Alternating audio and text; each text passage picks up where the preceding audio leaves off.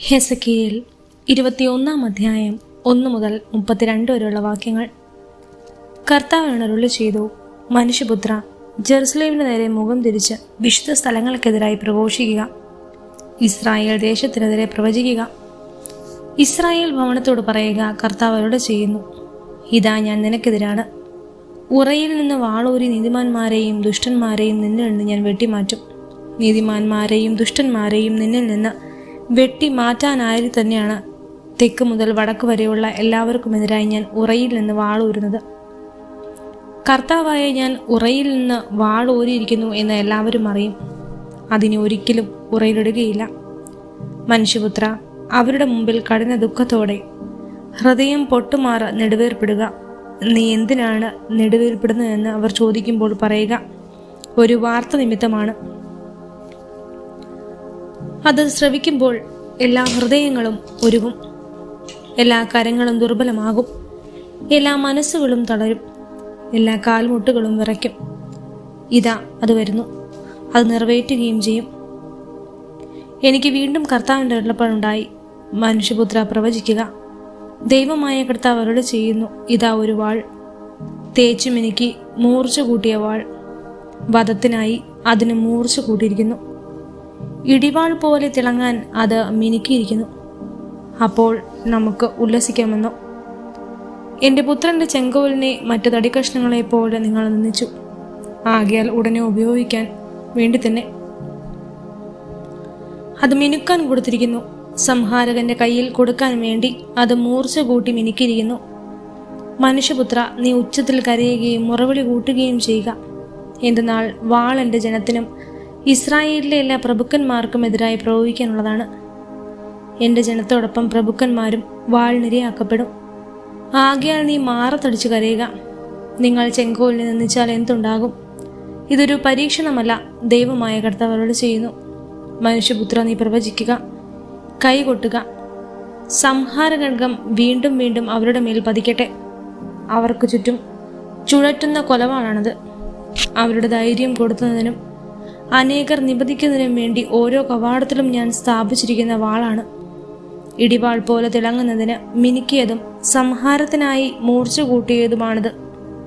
ഇടത്തോട്ടോ വലത്തോട്ടോ നിന്റെ വായ്ത്തല എങ്ങോട്ട് തിരിയുന്നുവോ അങ്ങോട്ട് വെട്ടുക. ഞാനും കൈകൊട്ടും, എൻ്റെ ക്രോധത്തിന് തൃപ്തി വരുത്തും. കർത്താവായി ഞാൻ പറഞ്ഞിരിക്കുന്നു. കർത്താവിനോട് വീണ്ടും അരുളി ചെയ്തു, മനുഷ്യപുത്ര, ബാബിലോൺ രാജാവിൻ്റെ വാൾ കടന്നു വരുന്നതിന് 2 വഴികൾ നീ അടയാളപ്പെടുത്തുക. ഒരു ദേശത്ത് നിന്ന് തന്നെ പുറപ്പെടണം. നഗരത്തിലേക്കുള്ള വഴി ആരംഭിക്കുന്നിടത്ത് ഒരു ചൂണ്ടുപലക നാട്ടുക. അങ്ങനെ അമ്മോന്യരുടെ റബ്ബായിലേക്കും യൂദയയിലേക്കും കോട്ടകളാൽ സുരക്ഷിതമായി ജെറുസലേമിലേക്കും ആ വാൾ കടന്നു വരുന്നതിന് നീ വഴി അടയാളപ്പെടുത്തുക. എന്തെന്നാൽ ബാബിലോൺ രാജാവ് വഴിത്തിരിവിൽ ശകുനം നോക്കി നിൽക്കുന്നു. അവൻ അസ്ത്രങ്ങൾ തിളക്കുകയും കുലദൈവങ്ങളോട് ഉപദേശം ആരായുകയും കരൾ നോട്ട് നടത്തുകയും ചെയ്യുന്നു. അവൻ്റെ വലം കൈയിൽ ജെറുസലേമിലേക്ക് എന്ന കുറി ലഭിച്ചു. കൂട്ടക്കൊലയ്ക്ക് ആജ്ഞ നൽകാനും പോർവിളി മുഴക്കാനും പ്രവേശന കവാടത്തിൽ യന്ത്രമുട്ടി സ്ഥാപിക്കാനും മൺതിട്ടകൾ ഉയർത്താനും പ്രതിരോധ ഗോപുരങ്ങൾ നിർമ്മിക്കാനും നിർദ്ദേശം നൽകിയതായിരുന്നു അത്. ജെറുസലേം നിവാസികൾക്ക് ഇത് നിരർത്ഥകമായ ഒരു ശകുനമായി തോന്നും. അവർ സംഖ്യത്താലായിരുന്നല്ലോ. എന്നാൽ അവരെ പിടിച്ചടക്കാൻ ഇടവരുത്തിയ അവരുടെ അകൃത്യങ്ങൾ അവൻ അവരെ ഓർപ്പിക്കും. ദൈവമായ കർത്താവ് അരുളി ചെയ്യുന്നു, പരസ്യമായ അതിക്രമങ്ങൾ നിമിത്തം നിങ്ങളുടെ അപരാധങ്ങൾ എന്നെ അനുസ്മരിപ്പിച്ചതുകൊണ്ടും നിങ്ങളുടെ എല്ലാ പ്രവൃത്തികളിലും പാപം പ്രതീക്ഷിക്കപ്പെടുന്നതുകൊണ്ടും നിങ്ങൾ എൻ്റെ ഓർമ്മയെ ഉണർത്തിയതുകൊണ്ടും നിങ്ങൾ പിടിക്കപ്പെടും. ദുഷ്ടനും അധർമ്മിയുമായ ഇസ്രായേൽ രാജാവെ, നിന്റെ അവസാന ശിക്ഷയുടെ ദിനം വരുന്നു. ദൈവമായ കർത്താവ് അരുളി ചെയ്യുന്നു, നിന്റെ തലപ്പാവും കിരീടവും എടുത്തു മാറ്റുക. ഇനി പഴയപടി തുടരുകയില്ല. താഴ്ന്നവൻ ഉയർത്തപ്പെടും, ഉയർന്നവൻ താഴ്ത്തപ്പെടും. നാശകൂമ്പാരം, ഞാനതിനെ നാശകൂമ്പാരമാക്കും. യഥാർത്ഥ അവകാശി വരുന്നതുവരെ അതിൻ്റെ പൊടി പോലും അവശേഷിക്കുകയില്ല. അവന് ഞാൻ അത് നൽകും. മനുഷ്യപുത്ര, പ്രവചിക്കുക. അമ്മോന്യരെ പറ്റിയും അവരുടെ ധിക്കാരത്തെ പറ്റിയും ദൈവമായ കർത്താവ് അരുളി ചെയ്യുന്നു, സംഹാരത്തിനായി ഒരു വാൾ ഊരിയിരിക്കുന്നു. മിന്നൽ പോലെ വെട്ടിത്തിളങ്ങാൻ അത് തേച്ച് മിനുക്കിയിരിക്കുന്നു. നിങ്ങൾക്ക് വേണ്ടി വ്യാജ ദർശനങ്ങൾ കാണുകയും കള്ളപ്രവചനം നടത്തുകയും ചെയ്യുന്ന ദുഷ്ടരായ അധർമ്മികളുടെ കഴുത്തിൽ ആ വാൾ വീശും. അവരുടെ ദിനം വന്നു കഴിഞ്ഞു, അവരുടെ അവസാന ശിക്ഷയുടെ സമയം. അത് ഉറയിലിടുക. നീ സൃഷ്ടിക്കപ്പെട്ട സ്ഥലത്ത്, നിന്റെ ജന്മദേശത്ത് വെച്ച് നിന്നെ ഞാൻ വിധിക്കും. എൻ്റെ രോഷം ഞാൻ നിന്റെ മേൽ ചൊരിയും. എൻ്റെ ക്രോധാഗ്നി ജ്വാലകൾ നിന്റെ മേൽ വീശും. നിഷ്ഠുരന്മാരായ സംഹാര വിദഗ്ധരുടെ കരങ്ങളിൽ ഞാൻ നിന്നെ ഏൽപ്പിച്ചു കൊടുക്കും. നീ അഗ്നിക്കിരയാകും. നിന്റെ രക്തം ദേശത്തൂടെ ഒഴുകും. നിന്റെ സ്മരണ പോലും അവശേഷിക്കുകയില്ല. കർത്താവായ ഞാനാണത് പറയുന്നത്.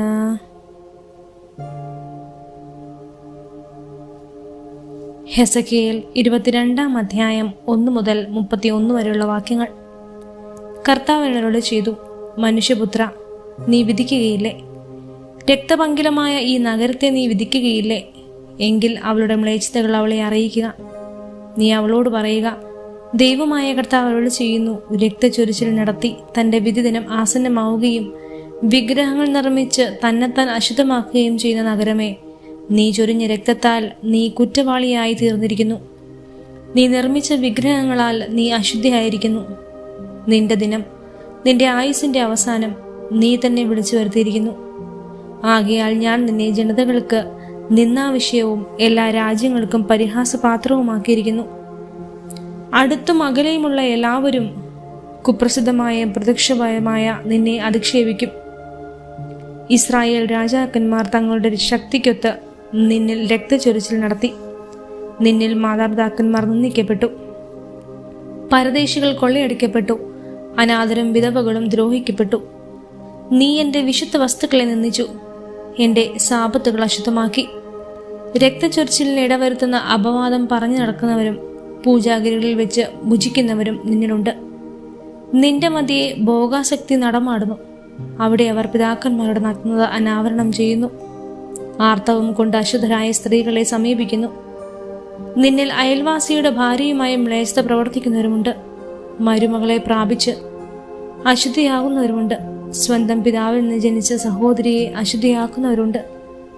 നിന്നിൽ രക്തം ചിന്തിക്കുന്നതിനായി കോഴ വാങ്ങുന്നവരുണ്ട്.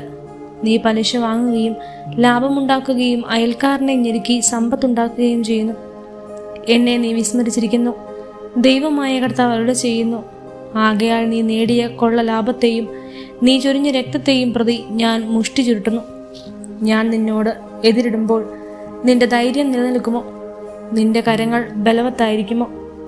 കർത്താവായി ഞാനാണത് പറയുന്നത്. ഞാനത് നിറവേറ്റുകയും ചെയ്യും. നിന്നെ ജനതകളുടെയും രാജ്യങ്ങളുടെയും ഇടയിൽ ചിതറച്ചുകൊണ്ട് നിന്റെ അശുദ്ധി ഞാൻ തുടച്ചു മാറ്റും. ജനതകളുടെ മുമ്പിൽ നീ നിന്നെ തന്നെ മലിനയാക്കും. അപ്പോൾ ഞാനാണ് കർത്താവെന്ന് നീ അറിയും. എനിക്ക് കർത്താവിൻ്റെ അരുളപ്പാടുണ്ടായി. മനുഷ്യപുത്ര, ഇസ്രായേൽ ഭവനം മുഴുവനും എനിക്ക് ലോഹഘട്ടമായി തീർന്നിരിക്കുന്നു. അവർ വെള്ളിയും ഓടും വെളുത്തിയും ഇരുമ്പും കാര്യവും ഉരുക്കിയ ചൂളയിലെ കിട്ടം പോലെ ആയിരിക്കുന്നു. ദൈവമായ കർത്താവ് അരുളി ചെയ്യുന്നു, നിങ്ങളെല്ലാവരും കിട്ടമായി തീർന്നിരിക്കുന്നത് കൊണ്ട് നിങ്ങളെ ഞാൻ ജെറുസലേമിന്റെ മധ്യേ ഒരുമിച്ച് കൂട്ടും. വെള്ളിയും ഓടും ഇരുമ്പും കാര്യവും വെളുത്തിയവും ചൂളിയിൽ ഒരുമിച്ച് കൂട്ടി തീയൂതി ഉരുക്കുന്നത് പോലെ നിങ്ങളെയും ഞാൻ അവിടെ ഒരുമിച്ച് കൂട്ടി എൻ്റെ കോപത്തിലും ക്രോധത്തിലും ഉരുക്കും. നിങ്ങളെ ഒരുമിച്ച് കൂട്ടി നിങ്ങളുടെ മേൽ എൻ്റെ കോപാഗ്നി ഞാൻ ചൊരിയും. അതിൽ നിങ്ങൾ ഉരുകും. ചൂളയിൽ വെള്ളി എന്ന പോലെ എൻ്റെ കോപാഗ്നിയിൽ നിങ്ങൾ ഉരുകും. കർത്താവായ ഞാൻ എൻ്റെ ക്രോധം നിങ്ങളുടെ മേൽ ചൊരിഞ്ഞിരിക്കുന്നുവെന്ന് അപ്പോൾ നിങ്ങൾ അറിയും. കർത്താവിനോട് ചെയ്തു, മനുഷ്യപുത്ര, നീ അവളോട് പറയുക, ക്രോധത്തിൻ്റെ ദിനത്തിൽ വൃത്തിയാക്കപ്പെടാത്തതും മഴ പെയ്യാത്തതുമായ ഒരു ദേശമായിരിക്കും നീ. അവളുടെ മധ്യേ പ്രഭുക്കന്മാർ ഇരയെ ചീന്തിക്കീറി അലറുന്ന സിംഹത്തെ പോലെയാണ്. അവർ മനുഷ്യരെ വിഴുങ്ങുന്നു, സമ്പത്തും അമൂല്യ വസ്തുക്കളും കൈവശപ്പെടുത്തുന്നു. അവളുടെ മധ്യത്തിൽ അവർ പലരെയും വിധവകളാക്കുന്നു. അവളുടെ പുരോഹിതന്മാർ എൻ്റെ നിയമം ലംഘിക്കുന്നു. അവർ എൻ്റെ വിശുദ്ധ വസ്തുക്കളെ മലിനമാക്കുന്നു. വിശുദ്ധവും അശുദ്ധവും തമ്മിൽ അവർ അന്തരം കാണുന്നില്ല. നിർമ്മലവും മലിനവും തമ്മിലുള്ള വ്യത്യാസം അവർ പഠിപ്പിക്കുന്നില്ല. എൻ്റെ സാപത്തുകൾ അവർ അവഗണിക്കുന്നു. തന്മൂലം അവരുടെ ഇടയിൽ ഞാൻ അപമാനിതനായിരിക്കുന്നു. അവളിലെ പ്രമാണികൾ ഇരയെ കടിച്ചു ചീന്തുന്ന ചെന്നായ്ക്കളെ പോലെയാണ്. കൊള്ളലാഭമുണ്ടാക്കാൻ അവർ രക്തം ചൊരിയുകയും ജീവൻ നശിപ്പിക്കുകയും ചെയ്യുന്നു. അവളുടെ പ്രവാചകന്മാർ കർത്താവ് സംസാരിക്കാതിരിക്കെ കർത്താവ് ഇങ്ങനെ അരുളി ചെയ്യുന്നുവെന്ന് പറഞ്ഞുകൊണ്ട് അവർക്ക് വേണ്ടി വ്യാജ ദർശനങ്ങൾ കാണുകയും കള്ളപ്രവചനങ്ങൾ നടത്തുകയും ചെയ്ത് അവരുടെ തെറ്റുകൾ മൂടിവെക്കുന്നു. ദേശത്തെ ജനം പിടിച്ചുപറിക്കുകയും കൊള്ളയടിക്കുകയും ചെയ്യുന്നു. അവർ ദരിദ്രരെയും അഗതികളെയും ഞെരുക്കുന്നു, പരദേശികളെയും അന്യായമായി പീഡിപ്പിക്കുന്നു. ഞാൻ ആ ദേശത്തെ നശിപ്പിക്കാതിരിക്കേണ്ടതിന് കോട്ട പണിയാനോ കോട്ടയുടെ വിള്ളലിൽ നിലയുറപ്പിക്കാനോ തയ്യാറുള്ള ഒരുവനെ അവരുടെ ഇടയിൽ ഞാൻ അന്വേഷിച്ചു, എന്നാൽ ആരെയും കണ്ടില്ല. അതുകൊണ്ട് ഞാൻ അവരുടെ മേൽ എൻ്റെ രോഷം ചൊരിഞ്ഞു, എൻ്റെ ക്രോധാഗ്നിയിൽ ഞാൻ അവരെ സംഹരിച്ചു. അവരുടെ പ്രവൃത്തികളെ ശിക്ഷ ഞാൻ അവരുടെ തലയിൽ തന്നെ വരുത്തി. ദൈവമായ കർത്താവ് അരുളി ചെയ്യുന്നു.